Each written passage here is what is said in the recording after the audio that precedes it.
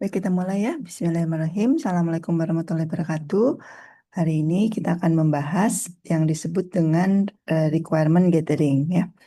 Nah, jadi eh, pertama-tama kita definisikan, kita pahami dulu ya. Sudah sering dengar mungkin apa itu requirement, ada yang menerjemahkan menjadi kebutuhan. Nah, itu sebetulnya apa gitu ya. Nah, di eh, requirement gathering ini sebetulnya yang paling penting adalah bagaimana melakukan analisis kebutuhan tersebut. Nah, sehingga di sini kita kembalikan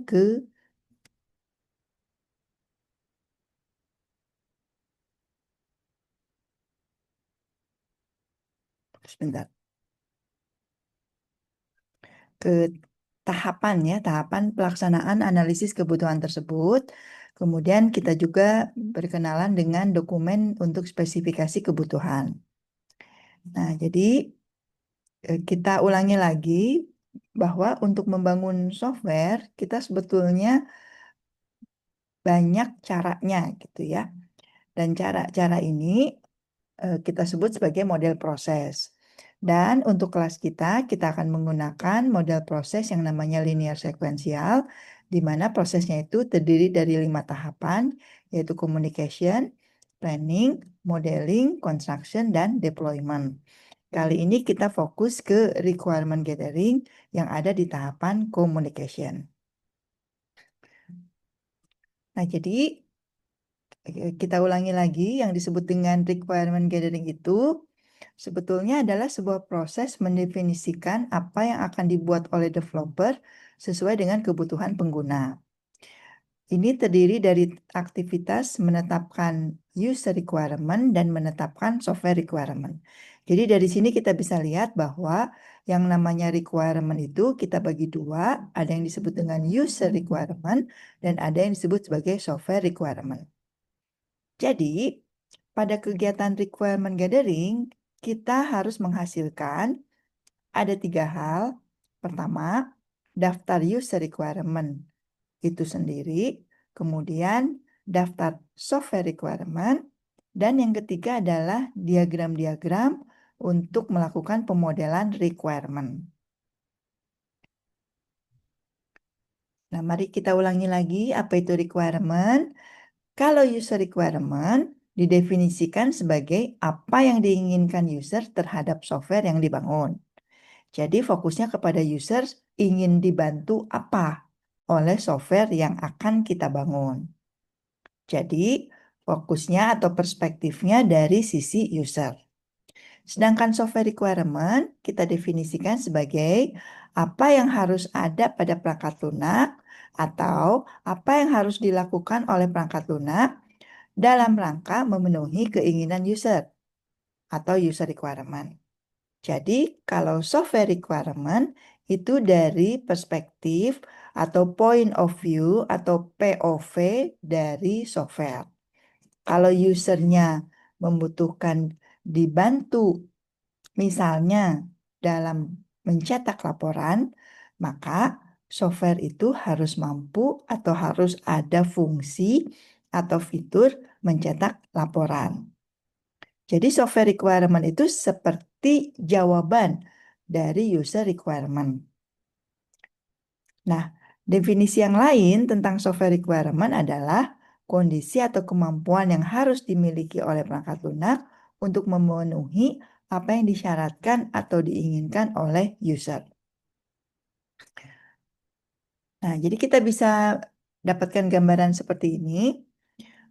Pertama-tama kita tetapkan dulu user requirement. Jadi user requirement itu apa yang diinginkan oleh user. Jadi cara mendapatkan user requirement itu melalui tahapan tahapan requirement gathering, di mana tahapannya itu bisa berupa wawancara, bisa berupa penyebaran kuesioner, bisa berupa diskusi, dan lain sebagainya. Pada dasarnya adalah sebuah pertemuan antara kita developer dengan user, di mana usernya tuh memastikan sebetulnya membutuhkan apa dari perangkat lunak yang akan dibangun. Nah, user requirement, perhatikan ya, kita beri kode Supaya mempermudah, kita beri kode UR ya. 01 ini artinya nomor urut. Nah, UR2 artinya nomor urut 2. Kemudian, kalau sudah selesai menetapkan user requirement, maka tahapan berikutnya adalah menetapkan software requirement. Dan software requirement itu kita tuliskan diberi kode sebagai SR. SR01 dan SR02. Dari tabel yang pertama ini, kita bisa simpulkan bahwa ada 2 user requirement, ada 2 software requirement. User requirement nomor 1 itu berpasangan dengan software requirement nomor 1. Sementara user requirement nomor 2 itu berpasangan dengan software requirement nomor 2.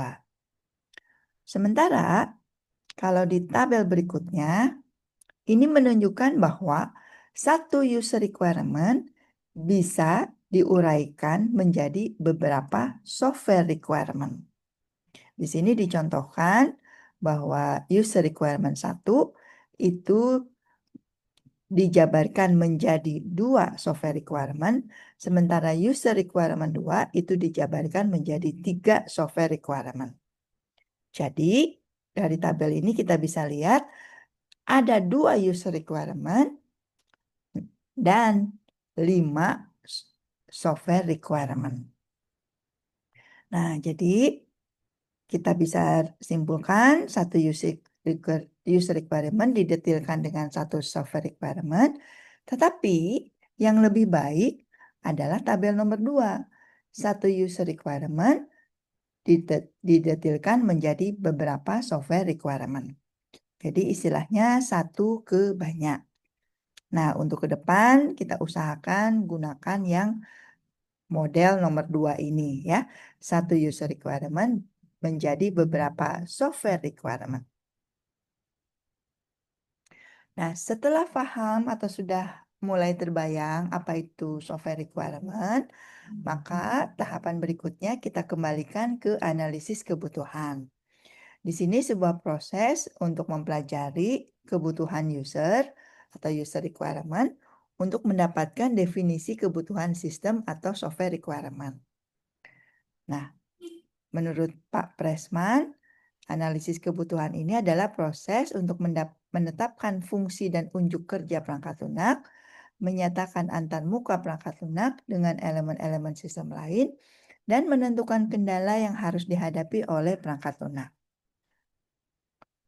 Tahapannya terdiri dari memahami masalah, ya, memahami persoalan yang akan dibuatkan perangkat lunak sebagai solusi, kemudian mendefinisikan apa yang harus dikerjakan oleh perangkat lunak untuk memenuhi keinginan user,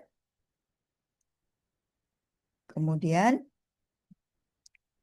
kita lihat bahwa untuk tahapan analisis kebutuhan itu kita ingat, mulailah dengan mencari problem atau ide. Nah, bisa kita lihat juga bahwa setiap ada problem atau ide, maka kita carikan solusinya. Jadi sebetulnya hanya ada 2 hal ya. Ada problem, maka ada solusi. Kalau misalnya dirasa tidak ada problem, maka kita bisa mencari ide-ide untuk mempermudah hidup ya, dengan membuat perangkat lunak, dengan solusi membuatkan perangkat lunak.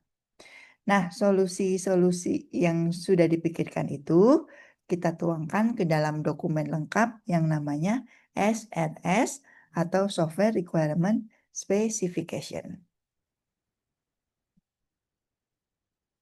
Nah, inilah tahapan analisis kebutuhan.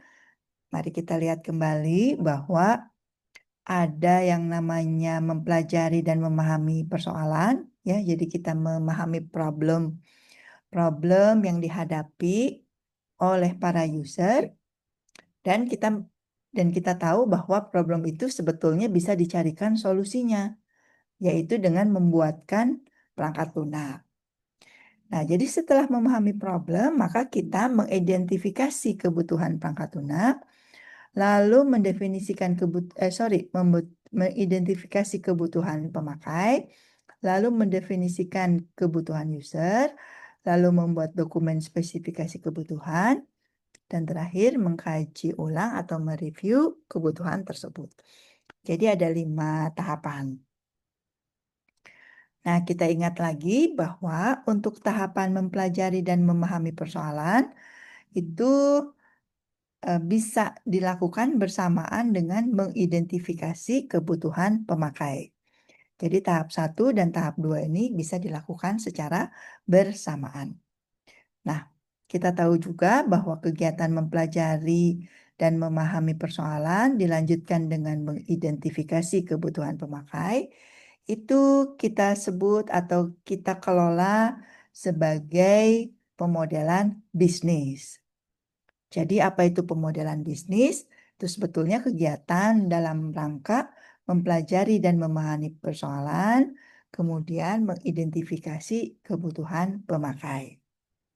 Nah, jadi cara membaca gambar ini adalah kita diawali dengan adanya problem di kehidupan sehari-hari kita, dengan mencari ide-ide supaya hidup kita lebih mudah dibantu oleh software atau dibantu oleh IT ya, perangkat lunak.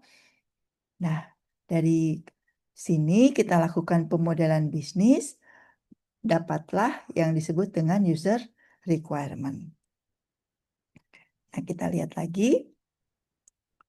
Nah, dari user requirement, kalau kita sudah mendapatkan user requirement, maka kita maju ke tahap berikutnya, yaitu mendefinisikan kebutuhan perangkat lunak. Di sini dihasilkanlah software requirement. Nah, pada tahapan mendefinisikan kebutuhan perangkat lunak, kita perlu melakukan yang disebut mempelajari activity diagram yang didapatkan pada tahapan sebelumnya, yaitu pada tahapan pemodelan bisnis. Jadi, anak-anak, pada pemodelan bisnis, kita membuat yang namanya diagram aktivitas. Lalu, diagram aktivitas tersebut dipelajari agar supaya kita bisa melihat mana aktivitas-aktivitas yang punya potensi untuk digantikan oleh perangkat lunak. Istilahnya adalah diotomatisasi. Gitu ya. Jadi pada tahapan mendefinisikan kebutuhan perangkat lunak ini, kita awali dengan mempelajari diagram aktivitas. Kita lihat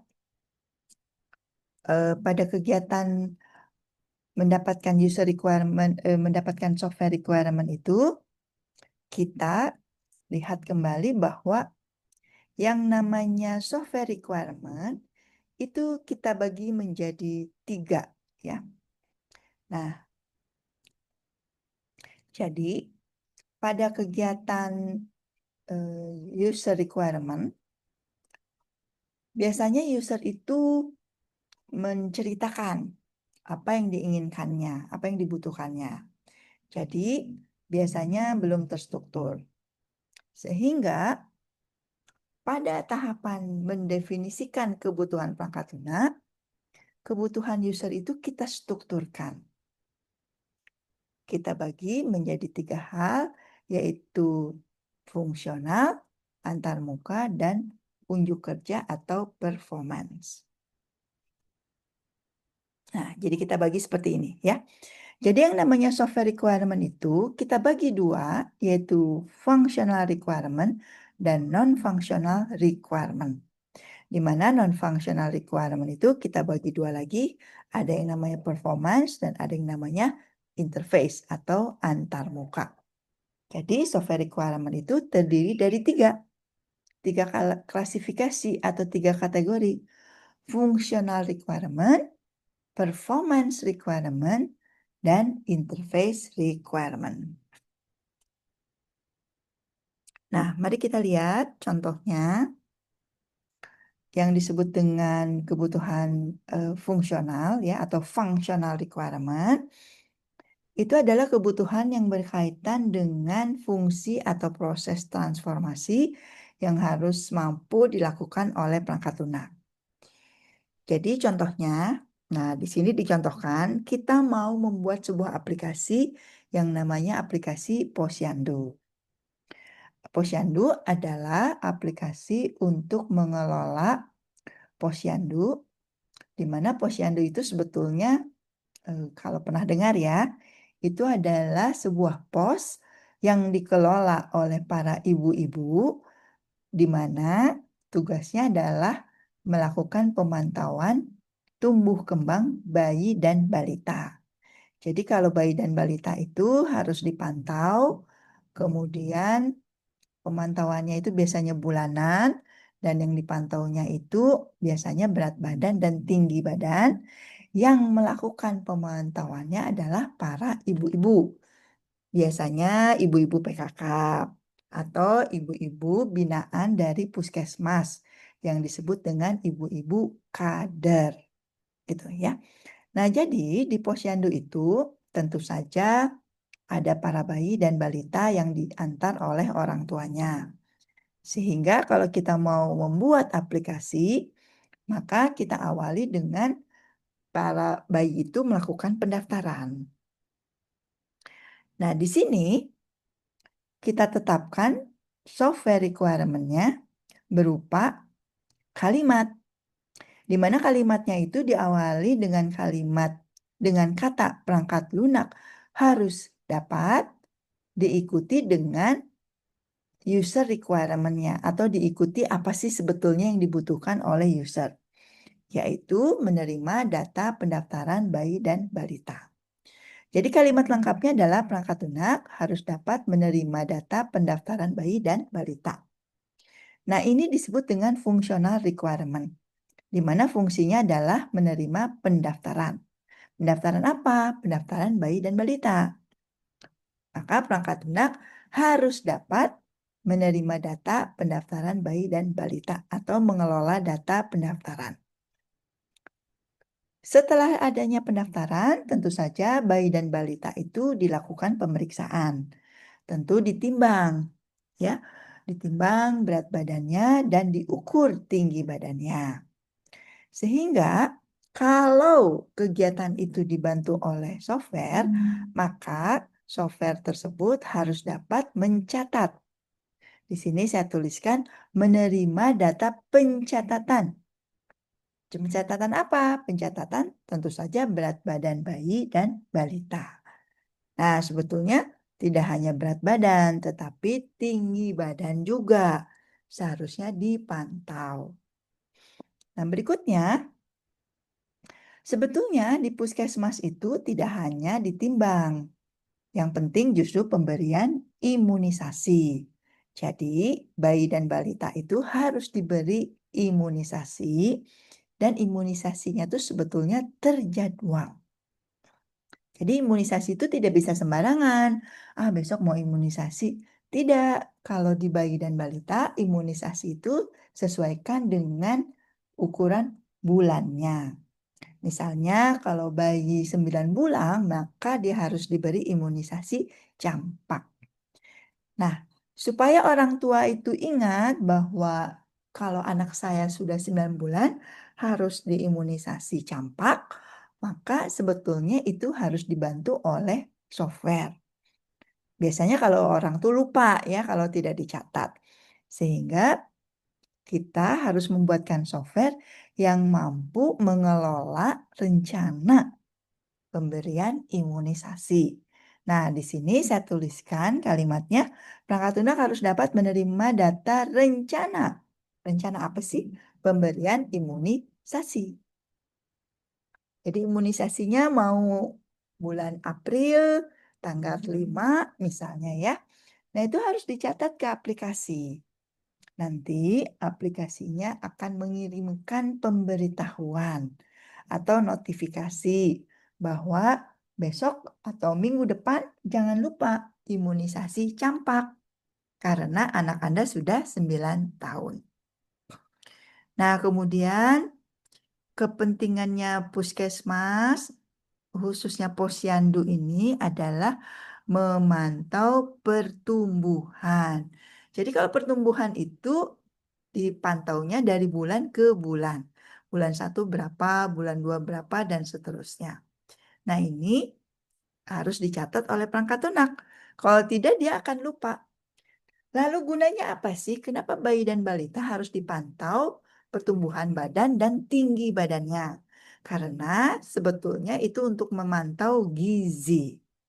Jadi anak-anak kalau ada bayi balita kurus terus ya selama 3 bulan, wah itu indikasi kurang gizi. Kalau baru baru 1 bulan, ya nggak apa-apa, mungkin dia baru sakit gitu ya, atau nggak apa-apa, mungkin dia baru tumbuh gigi jadi malas makan. Tapi kalau sudah 2 bulan, 3 bulan, 4 bulan, kok beratnya nggak naik-naik ya? Nah itu perlu diwaspadai. Jangan-jangan ada penyakit atau jangan-jangan ada masalah, gitu ya. Nah ini adalah pemantauan itu dalam bentuk kenaikan berat badan. Nah, kenaikan berat badan ini tentu saja harus dicatat ya. Dengan adanya aplikasi, tentu saja pemantauan itu menjadi lebih mudah. Karena kita bisa periksa mau dipantau dari usia berapa dan lain sebagainya. Sehingga kita harus memiliki perangkat lunak yang mampu menampilkan data kenaikan berat badan bayi dan balita pada periode tertentu. Misalkan nih, ini udah ada ibu ya, dia anaknya sudah 3 tahun. Nah, dia ingin tahu dulu waktu sebelum 1 tahun riwayatnya seperti apa ya. Nah, ini harus bisa dipantau ya, bisa dilihat. Ternyata pada 1 tahun bayinya itu sebetulnya sehat, berat badannya naik terus. Tapi nggak tahu kenapa setelah 3 tahun berat badannya nggak naik-naik. Nah, jadi itu bisa terpantau. Kemungkinan sih bukan gizi buruk karena di awal-awal dia sangat bagus ya, tetapi barangkali dia ada masalah sakit atau baru ketahuan ternyata ada beberapa kendala. Nah, ini adalah contoh-contoh kalimat untuk perangkat lunak di mana selalu diawali dengan perangkat lunak harus, nah, baru harus apanya itu disesuaikan dengan kebutuhan user untuk perangkat lunak tersebut. Itu ya. Nah, kita lihat lagi. Sekarang ada yang namanya interface requirement. Interface di sini diterjemahkan sebagai antarmuka, tetapi antarmuka yang dimaksudkan di sini adalah antarmuka ke sistem lain. Jadi sekarang kalau aplikasi itu biasanya terhubung dengan sistem lain, tidak berdiri sendiri. Jadi kita sebut ada antarmuka. Misalnya aplikasi yang mau kita bangun dengan timbangan. Jadi anak-anak, selama ini bayi dan balita itu ketika ditimbang umumnya menggunakan timbangan konvensional. Jadi biasa aja gitu ya, timbangannya itu ditimbang lalu dicatat ke kertas atau ke buku lalu dicatat di buku rekap. Tentu saja hari semakin modern bahwa timbangan itu sebetulnya bisa terhubung ke aplikasi. Sehingga ketika kita melakukan penimbangan ya udah langsung aja ditimbang di timbangan, timbangannya itu terhubung ke aplikasi sehingga menghasilkan data timbangan. Terbayang tidak ya? Jadi contohnya ya kalau saya biasa menggunakan timbangan di rumah, nama timbangannya khusus memang namanya Mi-Scale. Lalu dari timbangan tersebut langsung melalui Bluetooth masuk ke aplikasi. Aplikasinya namanya Zepp Live. Nah, jadi kalau mau lihat berat badan saya tinggal buka aplikasi Zepp Live. Kalau saya ingin memantau 3 bulan ini gimana ya kondisi badan saya, maka saya membuka aplikasi Zepp Live itu, lalu melihat perkembangan. Kalau kalau orang dewasa sih perkembangannya cukup berat badan ya. Tapi kalau anak-anak, dia harus dipantau juga berat badan dan tinggi badan. Nah, dari sini kita bisa simpulkan bahwa yang namanya interface requirement itu artinya perangkat lunak kita terhubung dengan sistem lain. Terhubungnya bisa secara hardware, tapi tentu saja umumnya memerlukan software. Nah, contoh lainnya adalah misalkan perangkat lunaknya nanti terhubung ke e-wallet. Misalnya setelah pembayaran ingin langsung transfer gitu ya. Jadi kalau misalnya pemeriksaan itu berbayar, maka orang tuanya membayarnya via transfer. Nah, artinya sebetulnya aplikasi kita harus menyiapkan yang namanya payment gateway.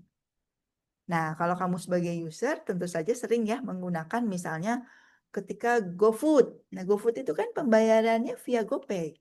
Atau misalnya beli GoFood via Grab. Itu pembayarannya via OVO. Grab, OVO dan GoPay itu adalah bentuk lain dari aplikasi yang memiliki interface dengan aplikasi inti. Nah, selain interface requirement, maka yang terakhir ada yang disebut dengan performance requirement. Performance itu adalah unjuk kerja. Maksudnya gimana? Maksudnya anak-anak bahwa sebuah software itu dikatakan berkualitas atau bagus kalau dia memiliki unjuk kerja yang baik. Apa itu unjuk kerja? Unjuk kerja di sini adalah misalkan dia bisa sangat cepat. Jadi kalau diklik itu tidak nge-lag, ya tidak delay. Atau kalau ada perhitungan-perhitungan, dia akan melakukan perhitungan dengan benar dan cepat. Gitu ya. Nah, cara menuliskannya gimana? Sama, kita tuliskan dengan perangkat lunak harus dapat gitu ya. Nah, diikuti dengan keinginannya apa untuk menetapkan performance itu. Nah, contoh nomor 1 ini tentang operator posyandu. Kita asumsikan bahwa kalau operatornya banyak pun, tetapi dia tetap performanya bagus. Jadi tidak nge-lag, tidak jadi lamban, dan lain sebagainya. Kemudian, karena kita memeriksa data bayi, dan posyandu itu sebetulnya tersebar di seluruh Indonesia. Aplikasi ini seharusnya bisa digunakan di seluruh posyandu. Sehingga kita akan memiliki banyak sekali data bayi dan balita, serta perkembangan berat badannya. Nah, data bayi dan balita itu sebagusnya disimpan. Tetapi kalau penyimpanan kita terbatas, maka sistem kita ini bisa terhubung ke sistem lain hanya untuk melakukan penyimpanan data bayi dan balita. Nah, ini berarti harus ada sistem lain untuk menyimpan data bayi dan balita atau database lain, ya, bukan database di aplikasi kita. Karena misalnya kalau aplikasi di data kita ya mungkin lambat gitu atau sedikit, apalagi kalau aplikasinya mobile. Itu basis datanya tuh nggak bisa gede-gede. Sehingga kita perlu terhubung ke sistem lain khusus untuk menyimpan database. Nah, itu semua performance.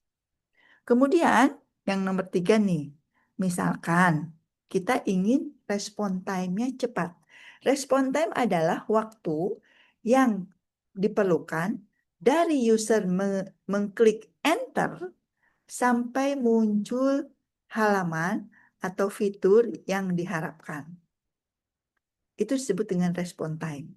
Dan makin cepat tentu saja makin baik ya. Di sini dicontohkan bahwa perangkat lunak harus dapat digunakan dalam waktu respon atau respon time maksimal 10 detik. 10 detik sebetulnya lama ya untuk aplikasi itu ya. Kalau kita biasa menggunakan aplikasi, kita tahu kan, atau pakai Google aja. Kalau kita klik, nggak harus nunggu 10 menit, ya semua sudah terupdate. Nah, kemudian, ini ilustrasi ya, supaya terbayang ya. Jadi bayangkan kalau aplikasi Posyandu ini kita tujukan untuk membantu bidan memantau para bayi dan balita. Nah, di sini sebetulnya bukan ibu bidannya langsung ya anak-anak ya. Karena kalau posyandu itu bidan ini sebagai pembina. Tapi bidan perlu memantau perkembangan bayi dan balita. Jadi kalau kalian waktu bayi itu oleh orang tua kalian dibawa ke posyandu, posyandu itu di bawah tanggung jawab seorang bidan. Tetapi yang melakukan pemantauannya atau yang bekerjanya ya, itu sebetulnya adalah para ibu-ibu tadi yang kita sebut sebagai ibu-ibu kader. Nah, di sini bidan menyampaikan ke ibu-ibu kader itu, saya ingin bisa memantau perkembangan bayi dan balita secara periodik. Periodik itu artinya secara rutin ya. Setiap bulan, biasanya setiap bulan. Jarang per hari, jarang per minggu ya. Karena pertumbuhan bayi dan balita itu milestone-nya biasanya bulan. Nah, di sini satu user requirement. Nulisnya kayak gini. Saya ingin bisa memantau perkembangan bayi dan balita. Itu adalah kalimat sebuah user requirement. Dari sini kita jabarkan, kita uraikan menjadi software requirement. Di sini kita lihat ada 4 software requirement. Pertama, perangkat lunak harus mampu menerima input data bayi dan balita yang akan dipantau. Dua, perangkat lunak harus mampu menampilkan isian pencarian data bayi dan balita yang akan dipantau berdasarkan nama bayi atau balita. Tiga, perangkat lunak harus mampu menampilkan seluruh data berat badan bayi dan balita dari awal lahir sampai saat ini. Keempat, perangkat lunak harus mampu menampilkan data pertumbuhan bayi dan balita yang sedang dicari dalam bentuk grafis. Nah, jadi di sini kita bisa lihat bahwa dari satu user requirement kita uraikan menjadi 4 software requirement. Termasuk requirement keempat ingin menampilkan perkembangan pertumbuhan bayi dan balita itu menggunakan grafik. Nah, berikutnya, kalau kita sudah menetapkan functional requirement, yang tadi itu disebutnya functional requirement, maka kita berikutnya tetapkan yang namanya interface requirement dan performance requirement.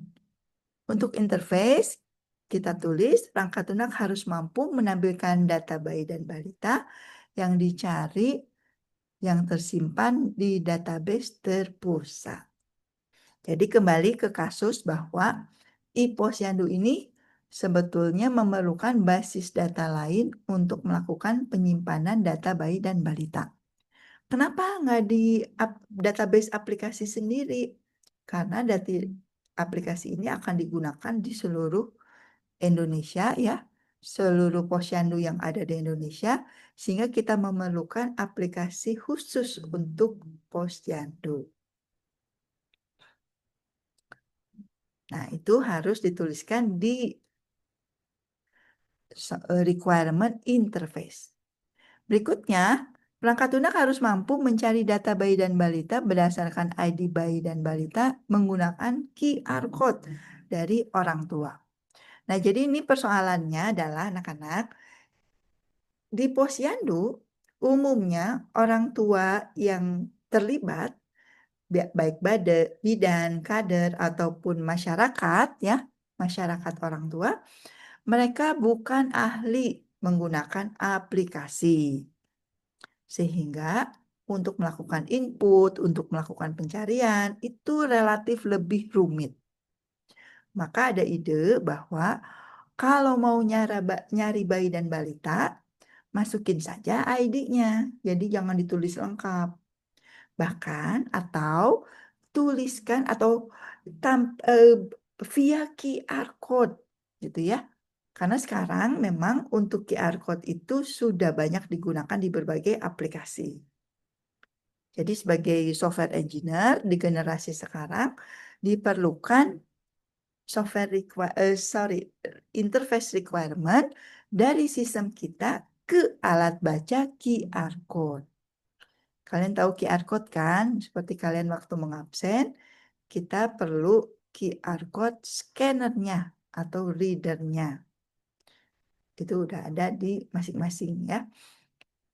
Nah, berikutnya kalau sudah interface requirement, maka kita perlu melakukan yang namanya performance requirement. Di sini kita tuliskan perangkat lunak harus mampu menampilkan data bayi dan balita yang dicari maksimal 1 menit.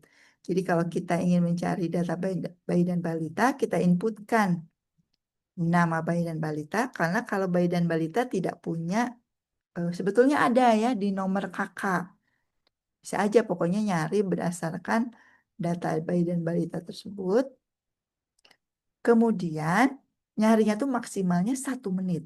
Karena 1 menit itu udah lama.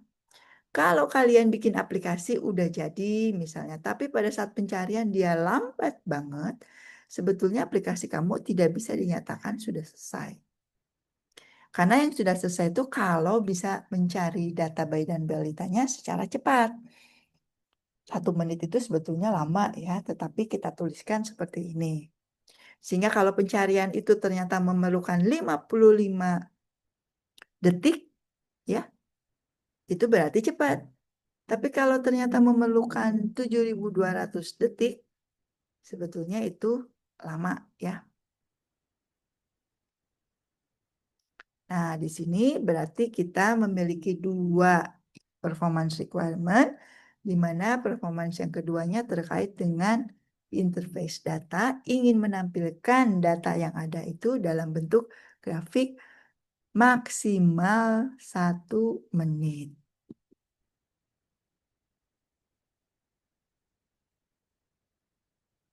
Nah, setelah itu tugas kita adalah membuat dokumen. Apa saja yang ada di dokumen?